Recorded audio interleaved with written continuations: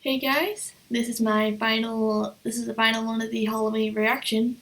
And to celebrate, I'm having myself a little jack-o'-lantern pumpkin chocolate candy. It's all milk chocolate. I kinda wish there was a little bit of a crunch to it or something, but I'm not complaining. And we are going to be watching The Strange Disappearance of D.B. Cooper. Let's get on with it.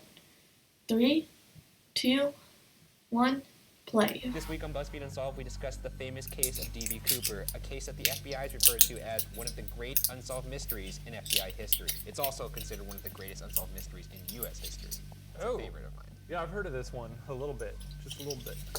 Oh, you haven't heard it like I'm about to tell it. Oh boy. Okay, Strap in. Let's strap in, baby. Let's get into it. On Wednesday, November 24th, 1971, the day before Thanksgiving, a man going by the name Dan Cooper bought a $20 one-way ticket on Northwest Orient Airlines with cash for flight number 305 from Portland, Oregon to Seattle, Washington. Cooper was described as being in his mid-40s and wearing a business suit, a black rain-type overcoat, brown shoes, a white shirt, and black tie. He carried a dark briefcase and a 4-inch by 12-inch by 14-inch paper bag. Before the plane took off, Cooper, seated in seat 18C, ordered a bourbon and soda. He seems like a cool dude. I don't think he even ordered the bourbon and soda to calm his nerves. I think No, he he's was probably getting just it 'cause like, he's a bourbon badass. soda. Now, I'm DB Cooper, I'm a mystery man. Give me a bourbon. They actually got beverages. It's a big gulp. After the plane had taken off, I should have got got a soda before Cooper handed the this. stewardess a note. At first, she just put it in her pocket without looking at it. And then Cooper said, quote, "Miss, you'd better look at that note. I have a bomb." End quote. What's so funny about that? He has a bomb. I think it's funny that he passed her a note to be discreet about it. Like, hey, keep this on the down low. And then she was just like, thanks, and walked away. And he was like, hey, you might want to read that because I've got a bomb. Oh, God damn it. Yeah, I got a bomb, everybody. Cooper told her the bomb was in his briefcase and asked her to sit next to him. He opened his briefcase to show red-colored But sticks. what was surrounded by an in the array of bag? letters. After that, Cooper asked the stewardess to write down what he was saying and take it to the captain. Quote, "I want $200,000 by 5 p.m. in cash. Put in a knapsack. I want 2 back parachutes and 2 front parachutes. When we land, What's a I want front fuel truck ready to parachute? refuel. No funny stuff, or I'll do the job." No funny stuff. I also like how he says, "do the job." I'll do the job. Like that's his threat, which actually to That's me, badass. he's not a dime store criminal. Let's just say that. He's I'm on board with the Coop train. Me too. I'm a fan of this guy. You a big Coop head? I'm a coop head. One odd detail was that Cooper asked for the $200,000 to be exclusively in $20 bills. The flight landed in Seattle. Wonder how much and that would Cooper weigh. exchanged the 36 passengers on the plane for the money and the parachutes he had requested. Cooper kept some crew members on the plane and had the plane take off for Mexico City, requesting that the plane remain below 10,000 feet. During the second half of the flight, Cooper put on a pair of dark wraparound sunglasses with dark rims that would later become part of the sketch that would become famous for anybody familiar with the case. Yeah, I'm just imagining. More like the camera infamous. Just pushing in on him as he's like,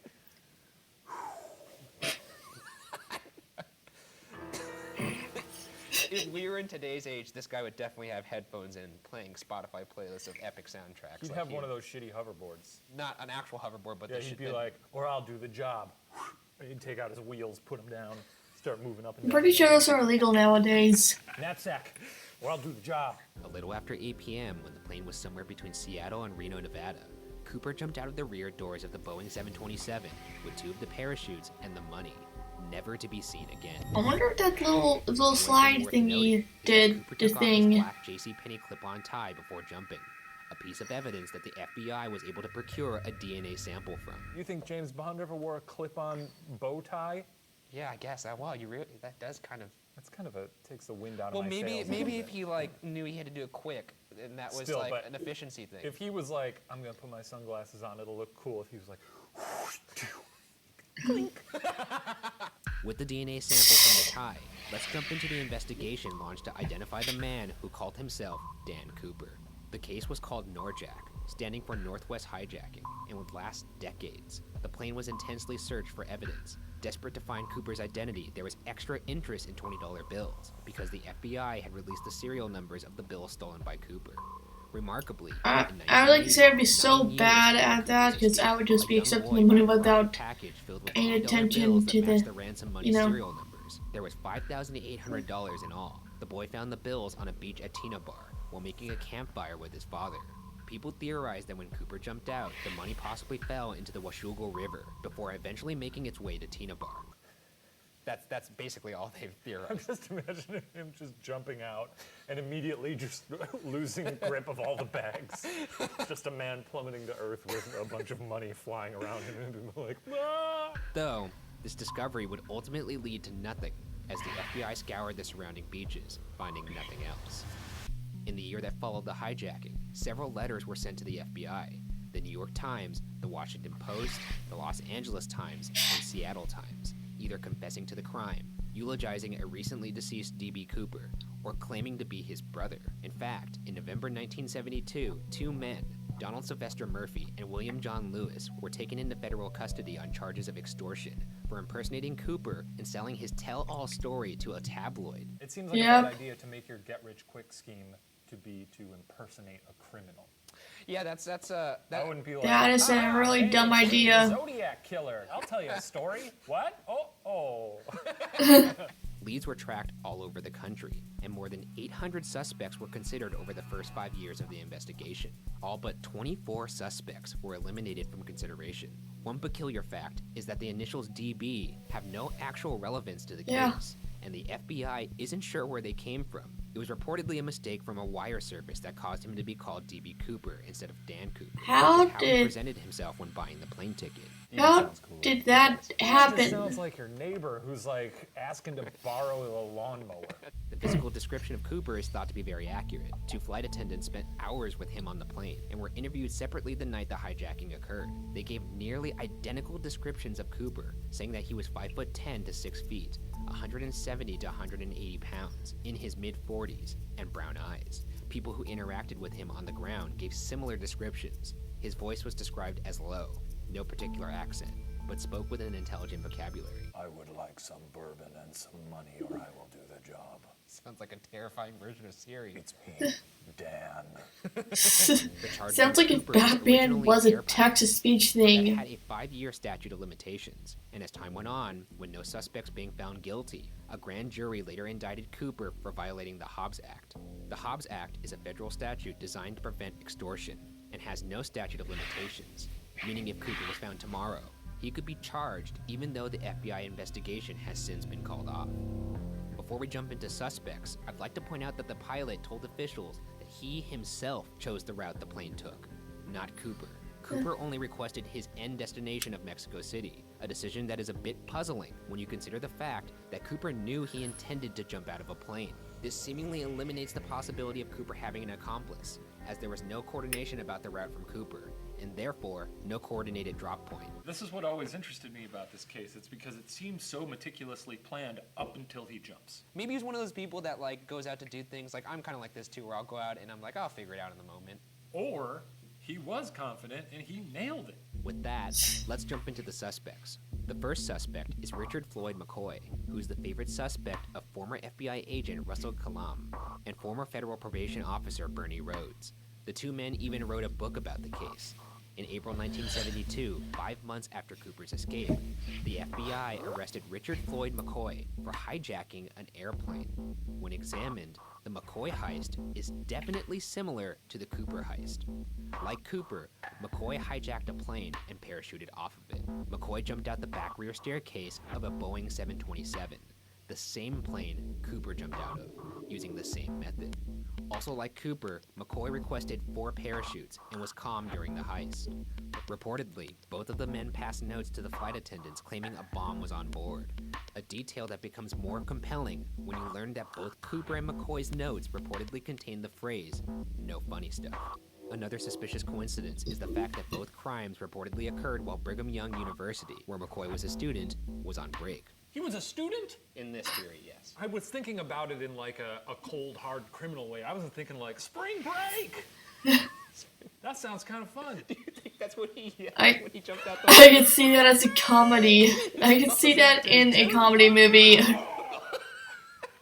Perhaps the most riveting detail is that according to Kalam and Rhodes, members of McCoy's family identified an object left on the plane by Cooper, an object that was never publicly identified. Some parts of the internet seem to believe that this object was a Brigham Young University medallion with McCoy's initials on it, but this seems to stem from the Wikipedia page on the case, which makes this most likely complete horseshit. I mean, if that's the case closed. Yeah, Brigham Young University medallion with his initials on it. I mean, but it's not definitive. It's not they just said unidentified object, which is probably like a stick of gum or some stupid right. shit like Oh, that. he chewed. He Juicy chewed fruit Wrigley's. For sure. Yeah. He chewed Wrigley's. He was a big juicy fruit man.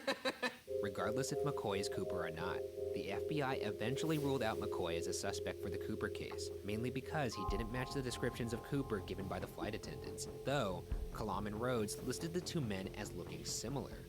Additionally, Yeah, they got according to the FBI ears. Archives, McCoy was home with his family for Thanksgiving dinner in Utah the day after the hijacking. Unlike Cooper, McCoy was actually caught after his heist and sentenced to 45 years in prison.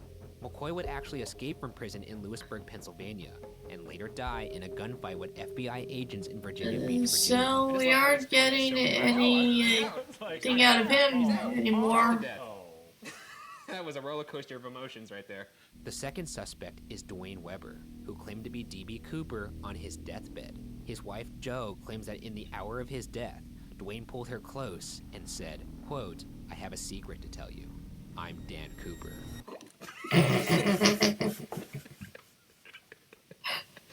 What's... I was trying to take a drink, and I just imagined. Closer. I have a secret to tell you. I'm the factor of the sky. I bet she did not see that one coming. She's probably going to be like, Did he cheat on me? exactly, did you cheat on me? I'm a man of myth. This revelation led to Joe revisiting what should have been clear clues. According to Joe, Dwayne had nightmares where he'd sleep talk about, quote, leaving fingerprints on a plane. He also had a knee ailment that he claimed he got jumping out of a plane. Dwayne's handwriting was reportedly found in the margins of a library book on D.B. Cooper. Joe also claims Aw, Dwayne man. took her to the place where the money was I eventually hate found when on people Tampa Beach. write in library That's true, books.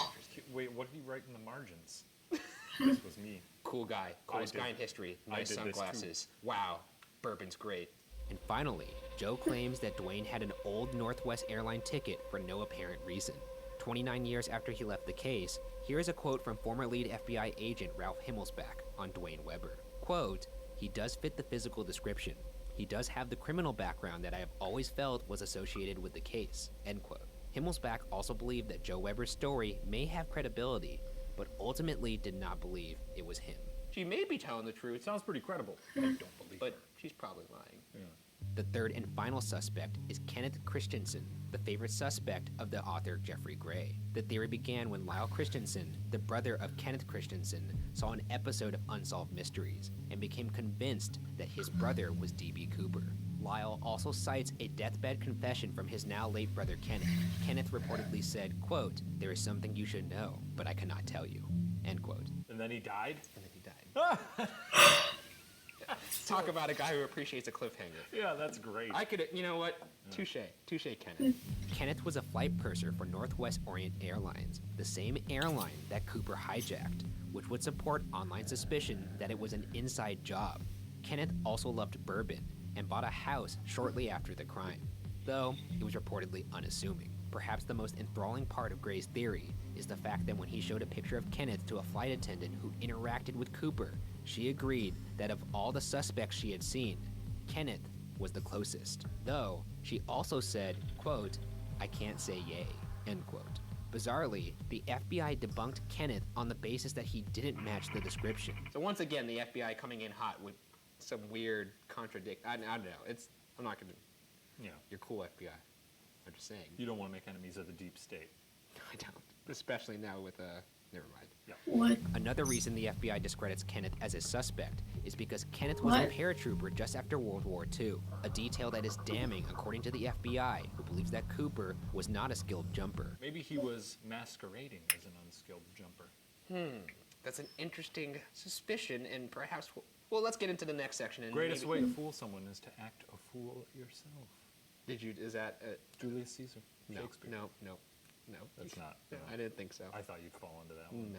Which brings us to our next suspect, or rather theory, from Special Agent Larry Carr, that D.B. Cooper did not survive the fall. Agent Carr took over the D.B. Cooper case in 2007. Here's a quote from him on the matter.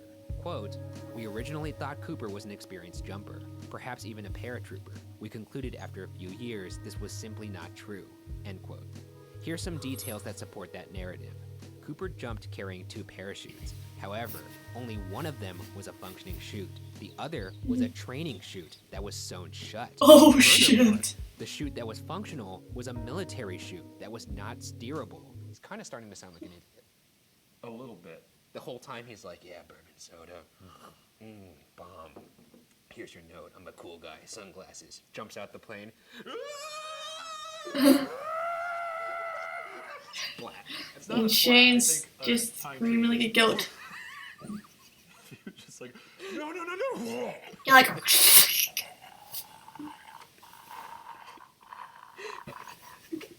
Kill me. Little squirrel runs up to him. that's from 1,000 Ways to Die. Here's some more details from Agent Carr. Quote, "No experienced parachutist would have jumped in the pitch black night, in the rain, with a 200-mile-an-hour wind in his face, wearing loafers and a trench coat." End quote. Other reasons he possibly died in the fall include him jumping into a wooded area at night, and there was no visibility of the ground at the time that he jumped, as there was a cloud cover at 5,000 feet. So this guy's a dum-dum. He's a dum-dum. Yeah. He's a big dum-dum. Big dum-dum floating in the sky with a stupid trench coat blowing in the His wind. loafers. Obviously, this theory loses a bit of credence due to the fact that his body or chute were never found. The last theory we will discuss comes from a group of amateur scientists that refer to themselves as citizen sleuths. That's frankly kind of what you are. Yeah, and that's why I like this theory. Okay, well, let's see what your friends have to say. I got you guys. He's gonna be floored. Citizen sleuths employed the use of an electron microscope to discover north of 100,000 particles on D.B. Cooper's tie. Among these particles, they discovered cerium, strontium sulfide, and pure titanium. According to lead citizen sleuths researcher Tom Kay, quote, "These are what they call rare earth elements. They're used in very narrow fields for very specific things," end quote. Kay stated that although these elements were rare during 1971, one place they were being utilized was at Boeing, where they were developing an advanced supersonic transport plane. Kay and the citizen sleuths posit that Cooper may have been a Boeing employee, explaining the rare materials found on his tie. Quote, "The tie went with him into these manufacturing environments, for sure. So he was not one of the people running these manufacturing machines. He was either an engineer or a manager in one of the plants." End quote. I feel like if you got a job at Boeing, just Why, hang yeah, in why, there. why does he Get a you nice 401k, retire. Why you gotta go jumping out of planes? Because that's not how DB does it, baby. He likes bourbon, he likes adventure, he likes notes. And flying through the sky, screaming with a pair of loafers on. Kay believes the key to identifying Cooper rests within the memory of perhaps one person in the Pacific Northwest who was involved in the aerospace industry at the time. If that person is you, all information can be relayed to the Citizen Sleuths via the contact tab on their website, citizensleuths.com. The FBI called their search for D.B. Cooper one of the longest and most exhaustive investigations in its history. As of 2011, the FBI case file measured 40 feet Oh long my and covered God. more than 1,000 suspects. So what we presented here is only the tip of the iceberg. The case was open for 45 years before the FBI finally closed it in 2016, though they are still willing to listen to possible leads. What do you think happened? I'm gonna go Occam's razor on this one and just assume that he rocketed into the ground. A little juxtaposition of him being on the plane being like, "I'll have a bourbon," and then 2 hours later being like, After all these years, people are still transfixed on the identity of the cunning crook known as D.B. Cooper. But for now, and perhaps forever, the case of D.B. Cooper will remain unsolved.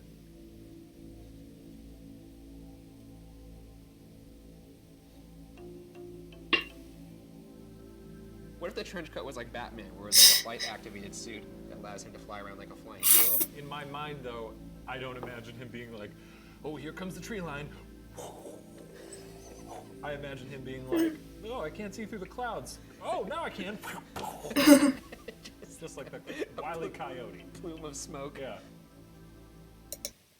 I'm going to see what Occam's razor is.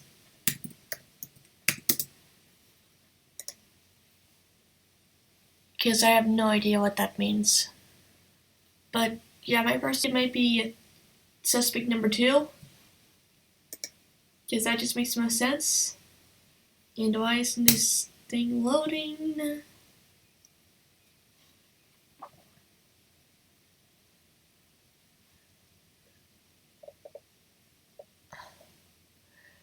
Okay, so Occam's razor or the law of parsimony is the problem-solving principles that entities should not be manipulated without necessity. What? The hell?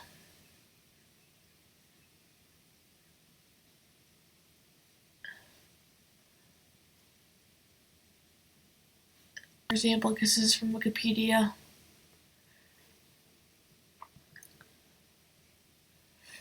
The idea is attributed. Okay, so.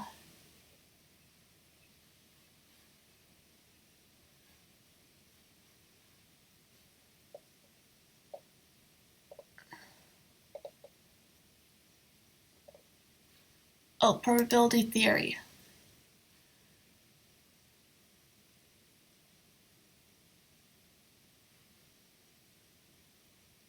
I'm still confused on Occam's razor.